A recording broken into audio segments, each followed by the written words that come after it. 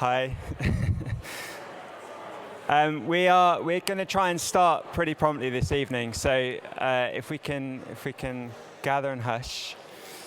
I'm Matt Collins. I'm head gardener here at the Garden Museum. It's my absolute pleasure to welcome you to this evening's talk with John Little and Peter Korn.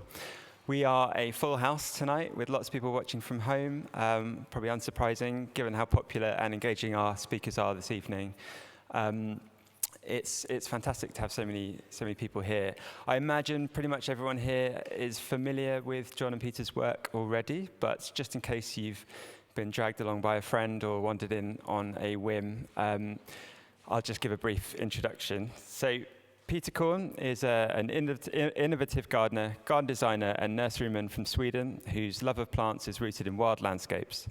Together with his partner Julia Andersson, also a gardener, Peter began the garden and nursery Klinterträdgård in 2015, using the nursery to supply plants for his public and private garden projects. Peter is fascinated by the ways in which plants have adapted to their specific environments and have acquired natural survival mechanisms, and how this translates to plants grown in a garden context. Best known for his pioneering explorations into growing and propagating plants in sand, Peter's wealth of knowledge and experience is an inspiration to horticulturalists worldwide and challenges the notion of pampering our soils and our plants. John Little is similarly known for his experimental garden Hilldrop in Essex, a place of rich species biodiversity, playful inquiry, mosaic habitats, and increasingly a thriving community. Through the Grass Roof Company, he has demonstrated how urban structures can be made not only green, but brimming with wildlife. And through his work on a social housing estate in Hackney, he has shown how gardening in community can yield results more sustainable, beautiful, and productive than heavily designed landscapes. John's new collaborative training scheme, Care Not Capital, is an investment in the modern gardener who not only gardens with horticultural skill, but gardens for sustainability and biodiversity increase. Among John's many sound and salient assertions are to put the best gardeners in the poorest places, to question our obsession with specifying topsoil, to complicate our gardens, and to keep waste on site and to use it to make places both beautiful and biodiverse. Tonight's format is that John will speak and then Peter will speak, and we will sort of regather for a quick conversation afterwards. There'll be time for questions. I would love those questions to come from you, our paying guests, so please do have a think throughout the talk of anything you'd like to ask. It's rare to have these two men in the same room. But all I'd ask is that we'll have a roaming mic going around, so just make sure you wait until the mic has reached you before asking your question, just so that people who are watching from home can also hear your question. So without further ado, please join me in welcoming John Little to the stage.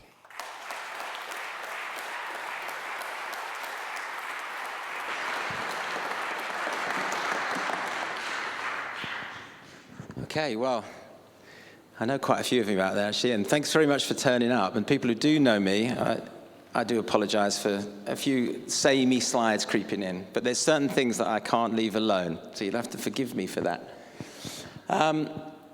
So I'm going to try not to cut across what Peter's talking about a bit. So I'm going to try and stick to the things that, which is the best side to be, this better? The things that are, I think, rather important. The things other than plants in a landscape. The things that I think are crucial for driving biodiversity and for driving joy as well. So gardeners, structure, topography, dead stuff, and substrates. So slightly counterintuitive things in that we kind of assume that if we make a wildflower meadow, we've sort of fixed things, or if we plant pollinator plants, we've also fixed things.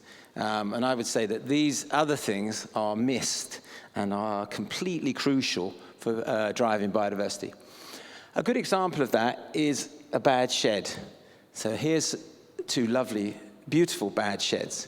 And if you put a bad shed in a landscape, it is going to be a hot spot for biodiversity, I would say. So if you have your bucolic wildflower meadow and you put a bad shed in the middle of it, it is going to be way better for biodiversity. Or if you prefer, you can ask thousands of people to walk through the middle of your wildflower meadow, and that would also boost the biodiversity of these places. Because what a bad shed's like. What a bad shed's like when you walk in them, right? You walk in a bad shed and you get a cascade of spiders and insects, and there'll be robins' nests in there, there'll be butterflies hibernating in there, there'll be foxes nesting underneath it, there'll be all that wonderful stuff that you can't do with just a flowery meadow. So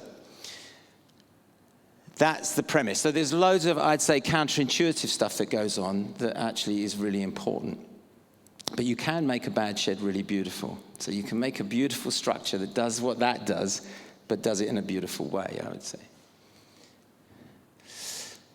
So, why are those things important? The reason those things are important is because the best places for wildlife have all that stuff, don't they? So, Canvey Wick, which is just down the road from us in Essex, post-industrial site, rammed full of biodiversity. And why do you reckon that is? It's not because someone's gone in there and sowed loads of wildflower seeds. It's because it's a chaotic, disrupted, burnt out car, smashed up sort of place, because it's very complicated. And it has some of the highest biodiversity levels for invertebrates in the country. Higher than your ancient woodland and your beautiful ancient meadows. Gravel pits, chalk pits, places that you've dug stuff up, you've completely trashed. Oh, weirdly, 20% of those are our SSSI sites. So 20% of our SSSI sites in the UK are on the back of mineral extraction. Weird. So a fifth of our best places are where we've dug a hole and then we've left it, yeah? Great Dixter, what's that? Apart from a beautiful, wonderful place, it's a very complicated place, isn't it? Because it's disrupted, completely disrupted by 20 to 30 gardeners running around, messing about, disturbing soil, cutting stuff, pruning stuff, trimming stuff, all that stuff, making compost bins. So these three places, I'd say, are rammed with biodiversity because they are all those things that were on the first slide. So let's start with gardeners. So without gardeners, in an urban context, you can't keep that complication in your sites. Without gardeners, you suck the joy from a place. Without gardeners, you don't keep the ecology going. So we are hopefully going to make this point clear here on the 3rd of February. It'd be lovely if you guys would like to come and see us. We're going to have a whole day talking about, in effect, talking about gardeners. Where's Dilip? Yeah, that's pretty much what we're going to do, aren't we? In effect. Apart from it is being organised through DILIP and the Landscape Institute, so it will run smoothly and it will be well run. I've got nothing to do with the running of it, so don't worry about that. So on that day, we're going to talk about this. We're going to talk about the importance of this and how the gardeners drive everything, including biodiversity. So I'm assuming there's probably quite a few garden designers out there. So if you're designing a space, right? If you're designing a space, when you're designing a public space, do you think or do you know generally that the maintenance is going to be shit? Is that what's in your head when you're designing it? Is that do you know what I mean? And this is what happens when you know that, isn't it? And this is the problem. And I would say that if you're a designer or a landscape architect and a garden designer, you would love for someone to say, here's the job, we're going to give you really good maintenance. And if you had that assurance, what would your design be like?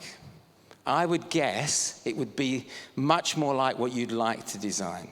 It would have more plants, more complication, more porous surfaces, some food growing. It would have all those beautiful things that landscapes give. It wouldn't have this piece of shit, would it? You know what? Look at this. I mean, there's more money in granite in the frame. The amount of money in that frame of dirt, you could probably pay for a gardener 1 day a week for a year. Couldn't you? There's probably 6 or 7 grand's worth of granite. Not even the granite, it's the labor and the groundwork and the transport. How expensive would that be? And it's framing, and the frame's bigger than the dirt. This is the other thing I like about this. Look at that, is a joy, totally joyless. So if we extracted 1/3 of the granite from that thing and invested that in maintenance, look at that, what that place would be like. because who wants to sit there? The only good thing is you've got somewhere to stub your fags out in. That's the only good thing about that. And that, I think, is what is happening and what happens to design. It's dragged down because you know you're not going to get any decent maintenance, are you? On the whole, you know? So, where are the most popular places? And this statement at the top, I don't know this is true, this is my guess, is that a certain amount of our industry is driven by poor maintenance, because if you maintain a place poorly, it looks terrible after 10 years, you're probably going to redesign it. If it's maintained beautifully and it's a place the local community want to go and they love it, why would you want to redesign it? So, I don't know, that might be true. There's 3 places on the left, very popular, aren't they, right? So, New York High Line, the most visited place virtually in New York. Why do you think that is? Apart from a little bit of Pete Aldorf planting, let's put that aside for a minute. Why do you think the High Line is so good? Why do you think people want to go there all the time? Because they spend $700,000 per acre per year to maintain it. That's why it's so good. Sheffield Greater Green, why do you think that's so good? Because Nigel insisted, I would say, along with the ambition of the council at the time, that the maintenance should be very good. And they've got Green Estate looking after it now, and the reason that that is such a successful scheme is because of the maintenance. And the same goes for Horatios and all these other well-funded, well-maintained places. That, I think, is what makes them so good. So what I think gardeners do is they create very complex places because what they do is they kind of continually keep the space in that peak level of succession, don't they? That beautiful open mosaic place of herbaceous, shrub, tree, disturbance, don't they? They keep it at that. That's what gardeners do. And because they keep it like that, they create more microclimates. And if we create more microclimates, we're going to have much more adaptation to climate change. So if you're a bee flying around, let's say a wildflower meadow again. So you're in your big wildflower meadow, you're a bee and you're flying about, and it gets too hot. Where are you going to go? It's fairly flat and the vegetation is fairly similar. You've got nowhere to go. It's the microclimates and the complication of the structure and topography that give you somewhere to go. And I would say that our native flora and our native fauna is going to be able to survive much, much longer and be happier if we have more microclimates. And I know there's been quite a lot of research that's backing that up now. So, for me, the perfect biodiversity hotspot, and the perfect biodiversity combination is an intensively gardened space within a semi-natural environment.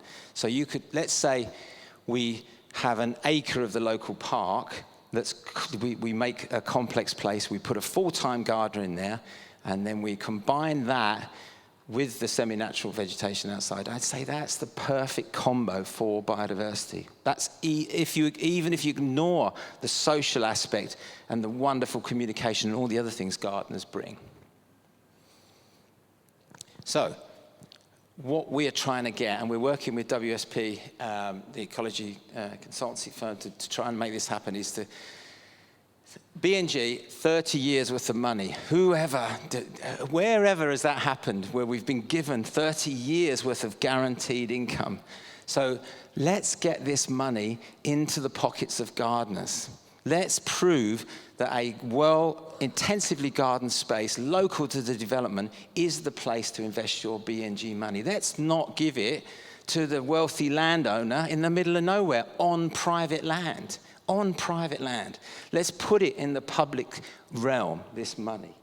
So we've got to prove this. At the moment, the metric for garden places is low, and it's not going to. We're not going to get it. But we're in the process, hopefully, of proving that it can be true. So these are the people we're working with. WSP and Joe were very serious about this subject. If we can prove that this, what we're saying, is true, we can get it on the metric, we can prove that it's very important, we can get that money.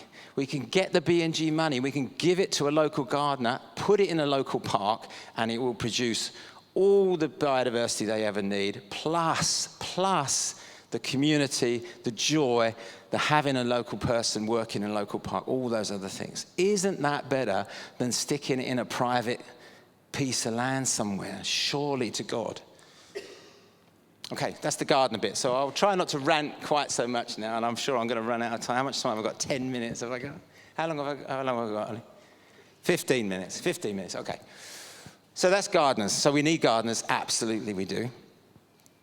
Structural stuff is the next thing. So this is a wall that a wonderful guy called Duncan Nuttall built for us. He's a dry stone waller from Devon. I dragged him up all the way from Devon and stuck him in an Essex garden and gave him a load of demolition waste and said, make me a dry stone wall. And this is what he did. Now, what I love about this, one is it's a structural element in a garden, which is always good for biodiversity and beautiful. It's also, the materials cost £30 and his labor was £1,400. That is where we should go with our industry, yeah? So the money goes to the people and into their hands and the skill they have, and not into wherever the materials come from. I don't know, a long way away. That, for me, sums up all those things. Using local materials, using people that have trade skills, producing biodiversity by making structure. We did have a go at a dry stone wall ourselves. This is an Essex dry stone wall. Holly, wherever you are. This is an Essex dry stone wall. Requires no skill. Happy days. Demolition waste, square box, nice and level, fill it up. Yeah, it does the same thing as the other one, but not so fancy, but possible, and certainly possible for community gardens. And within that piece of that wire cage, we have logs, we have bamboo canes, we have hoverfly lagoons, we have small rodent boxes, we have bumblebee boxes, although they're a bit pointless because they never go in them, but anyway, we put them in. All that is going on inside that one structure. And they're the elements, I'd say, those structural elements are missing from our landscape pretty much. Railings. Whoever works on housing estates knows how wonderful railings are. Railings are the best thing for a gardener on a housing estate. They give you somewhere to grow stuff. They give you something to grow up. They stop people walking all over your plants. They are just wonderful structural elements. So we should make the most of our railings. We fiddle around with all sorts. I think the other thing for me is this obsession with making everyday things function, do more than what they're actually set out to do. So a fence is just a boundary, but we can make fences, can't we do way, way more? So this is a fence that's got a load of perforated steel fixed to it. It's got a load of fine sand packed into it. Bees, solitary bees, nest in through the holes in the sand in the side, and you can grow plants on the top, and it's incredibly good as an acoustic fence. So we're delivering acoustic fence, we're delivering habitat, we're delivering joy, aren't we? We're layering what you can do with everyday stuff. And of course, hedges are very good for doing all that. But do we want to do this? This is the hedge we laid at our place. And this is where I was obsessional about getting everything tidy, taking all the dead wood out, scraping all the stuff out, making it look really tidy, right? Is that the right thing to do? I don't know. It's lovely, and you do get hooked on this stuff, and it does look nice. But isn't it better to chainsaw through a tree and then pull it over with a mini digger and let the trees just fall where they go? And then you have that wonderful, complicated, wavy hedge line. You leave all the dead stuff in there. You don't clean all the bottom out. Maybe that's better. Much cheaper, and it might be more. It might be easier to convince farmers to do it. These don't make sense. Not the ones that are stuck on the side of buildings. These make sense, don't they? Plant a climber at the bottom of your house. Wait about 20 years. Look at that. Yeah? Water it for the first year. Forget about it. Clip it around your windows. This one on the left. Strap a load of stuff on the side of your wall, water it every day in the summer, and if you want to maintain it, you've got to hire a cherry picker. So I'm not sure about some of that stuff. I think structural elements, like these elements, they're great for going on walls because they don't require watering, and they create great habitat. Here's another interesting structure. So if you imagine what a river or a pond would be like naturally if we didn't tidy them up. So ponds and rivers would have been covered in fallen trees, wouldn't they? Because, well, beavers would have done a lot of it, for starters. And also, naturally, loads of stuff would have just fallen into ponds and trees and rivers. But we obviously take that all away. But if you put a tree in a river, like there's Russell on the left, he's just looking at that tree, you're thinking, that's a nice looking tree to put into the river, which is what he did.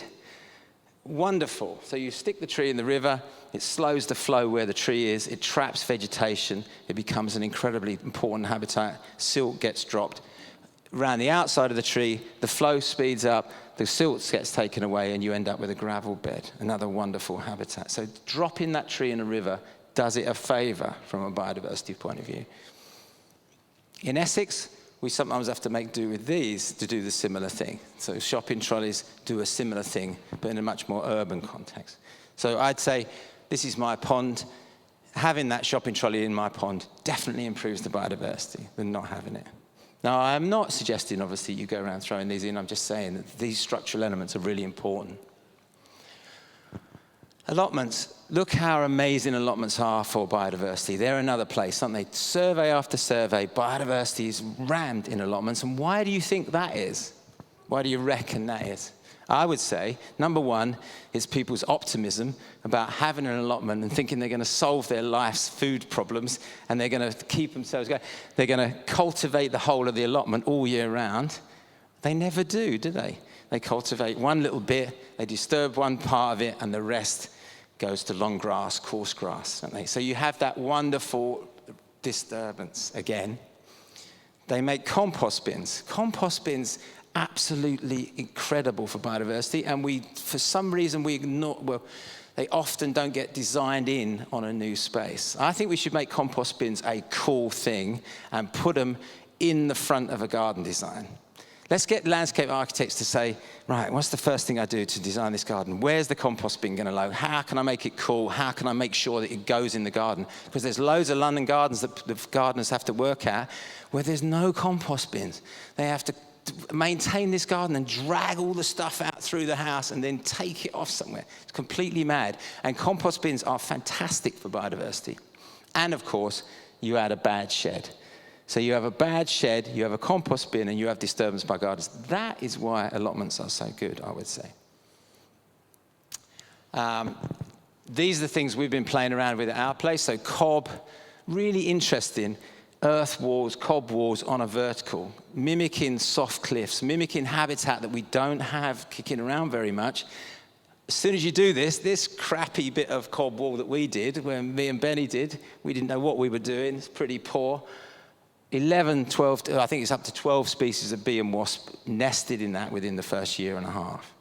Because it's a habitat that's not anywhere else, because it's a new piece of structure. And we can make these things look beautiful. We're going to make columns of cob in our meadows this year, because I think people will like that. That's my prediction. Like dry stone wall out of demolition waste at Chelsea, guarantee that soon. And then cob columns, that's my prediction for another little piece of structure. So these things function, but they also provide habitat. This is us playing around with dealing with our waste from our sink at our yard in Barking, where we produce our bike shelters. Very easy to do. And what I really like about this is that you can have all that lush vegetation in the southeast of England this year with guilt-free. So if you see that in people's gardens, normally you'd go, well, you've been watering, you've been using water, haven't you? This is guilt-free. This is just stuff from our sink. So let's get everyday stuff to do more than one thing. So these are some cycle shelters that we make. They hold bikes, but that's the last thing we think about. What we're thinking about is what habitat we can get on the sides of them, what hibernation space, what breeding space, what bird boxes we can put on. How much soil can we put on? We put on between 150 and 250 soil. Very biodiverse roof. Lots going on. Oh, and by the way, they hold bike shelter. You can lock your bike there. So I think everyday infrastructure in our urban environment could be so much cooler if we just layered the biodiversity on top of it, and it's not that hard to do, to be honest. Green roofs, obviously green roofs. I know you probably all know about green roofs, but they absolutely make sense, yeah? But they especially make sense if you put at least 150 millimeters of soil on. The more soil you put on, the more interesting they'll be, the more water they'll hold, the more wonderful they'll be. So please, please design green roofs with a decent amount of soil on. This is on our housing estate in Hackney, by the way. So this is Clapton Park Estate. Doesn't look like a housing estate, does it? Because it's had decent maintenance. That's why it looks like that. These are some planters we're playing around with. Leaving the material in the bag, putting a little bit of weld mesh around, filling it in with demolition rubble, instant planter, really cheap. And you've got a little bit of habitat around as well as the plants then. Topography is, I think, another one.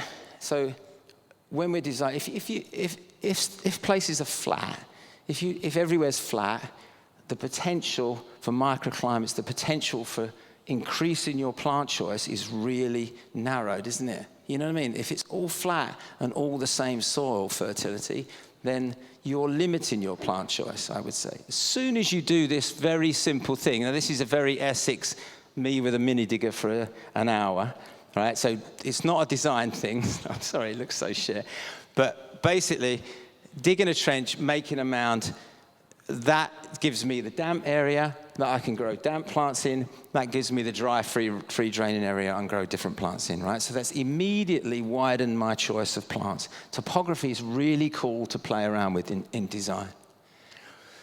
So this is where we live, and this is our place. So this is the complication of it. So nothing's flat. If you come to my place, you'll see nothing's flat. It's always loads of topography going on. And this was a very interesting example of that, where this is the Manchester Viaduct. We were asked to go up there and talk about what that might be. The National Trust have just got a load of money for this.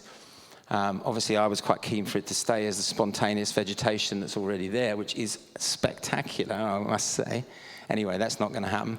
But what happened was they dug some holes to see the condition of the steel deck underneath. About 4 or 5 years ago, the engineers dug the holes. They dug a hole. They chucked the stuff on the side. And when we went there, all these ferns and damp-loving stuff just appeared in the hole, nowhere else, obviously.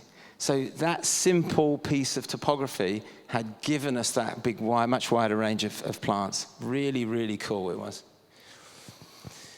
Dead stuff, that's the next thing. So you can make things unhappy.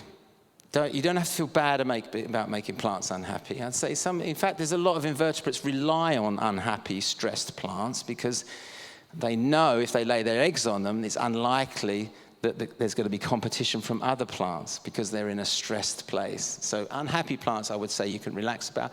Dead vegetation, unbelievably important. That is the one thing, the biggest thing that we're missing, aren't we, out of our green space, if you imagine. So this is what our green space would naturally be like, or this is what a hectare of old forest would be like. 65 to 80 standing dead trees per hectare. 100 trees that are just fallen down. So 170 cubic meters of dead material per hectare. Now, if you go to your local park or you go to a general landscape, do you get anywhere near that? And that's what our ecology actually wants. So dead stuff, really good. Start with the dead stuff. This is what I say to students when they come to me all the time, and when I talk at unis. When you open your piece of paper and you're going to start designing your space, compost bins, dead stuff. Where are you going to put the dead stuff? Design the dead stuff in right from the start. If you can't get things to appear, dead stuff to appear quick enough, which is unfortunately the case, we can't wait for 500 years for an ancient oak to appear, can we? We can speed things up by abusing some trees. So the students on the left there, when they come down and see me, I give them sharp things and drills, and they abuse a tree. It's the joyous thing. They love it. It's the thing they remember the most. And that is doing me a favor at my house. I still have way too many live trees and not enough dead trees. We've also abused the weeping willow spectacularly. That has come alive with biodiversity since we've been abusing it. And we've got dead wood in, we've got holes, we've got woodpeckers, we've got all sorts of other fantastic things happening. We can design in beautiful dead stuff, can't we? Like these pieces of art. This is the Gothenburg Botanical Garden. Wonderful pieces of art, fantastic habitat. There's no reason why we can't combine art and habitat in the same thing. Dead hedges you probably use anyway. Really cool things to have. And they so cut the hedge over here, put the hedge there. They do require more labor, obviously, than chucking in a chipper, don't they? But that's why you need more investment in gardeners. Then you can have these beautiful things happening. So habitat, circular use of materials, keeping everything on site, joy, that is.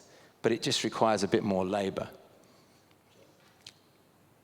1 minute, right, okay. So this is, you can do all three in one go. So I do feel slightly bad about this hornbeam. So we cut it down, we strapped the bit we cut down, we screwed the bit we cut down back to the live tree, and then we stuck a plastic pipe on it and filled it up with water. So that became a hoverfly lagoon. That mimicked a hollow tree, the orange thing. We've got standing dead, and we've got live stuff. I do feel quite bad about that, but that is actually adding incredible habitat to my place. You can plant dead stuff. Good thing to do. Plant dead stuff, then you can plant it in the place you want it. You know the condition of the tree when it goes in. You know when it's going to fall over. You've cut down your risk, and you create beautiful pieces of structure in your garden. I'm going to whiz through some of this because we've talked about that. This is quickly the substrate thing. This is me on top of toilets and sinks. This is one of the waste materials that we use that's crushed up. Incredible for growing plants in, incredibly useful for growing plants in. What I'm definitely not saying, and this is something that I have to kind of kick into touch as best I can, I'm not saying go into your beautiful back garden full of organic material, healthy, lovely topsoil, and rip it all out and chuck a load of rubbish in. I'm not. At our place, we're trialing all these materials so that developers and big landscape projects where all this disruption and the topsoil is removed, that is what we're trying to prove, that you can use the materials on site to put back into the landscape, not ripping out loads of healthy topsoil. Okay, so I'll flick through these because Peter's going to cover a lot of this. That's an interesting material. That's Tate and Lyle sugar. They use that to filter the sugar cane, and they have to get rid of 11,000 tons a year. And we've been trialing that. It's really good, interesting material to grow plants in. Crushed concrete, crushed brick, direct stone you know about. This is the other exciting thing about some substrates. Some substrates are wonderful for things to grow in, to breed in. So this is a piece of fine sand. I'm there. It's nearly there. There you go. Okay. Thank you.